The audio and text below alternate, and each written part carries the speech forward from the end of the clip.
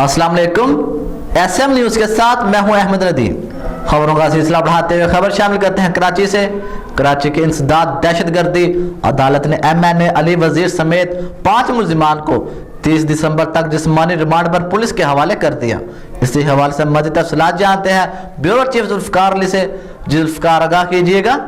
जी बिल्कुल, पुलिस ने रुकने कौमी असम्बली अली वजीर समेत 5 मुलजमान को कराची की इंसदाद दहशतगर्दी की अदालत में सख्त हिफाजती इंतजामात में पेश किया। मुलजमान पर मुल्की अदारों के खिलाफ नाजेबा अल्फाज अदा करने और अवाम को इश्तिआल दिलाने के इल्ज़ामात हैं। कराची के सराबगोड़ थाने में मुलजमान के खिलाफ मुकदमा दर्ज है।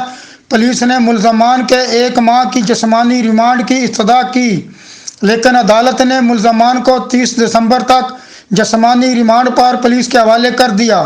मैं आपको बताता चलूं कि अली वजीर को चंद रोज़ कबल सिंध पुलिस की दरख्वास्त पर पेशावर से गिरफ्तार किया गया था। जी बहुत शुक्रिया जुल्फकार तफसीलात से आगाह करने के लिए।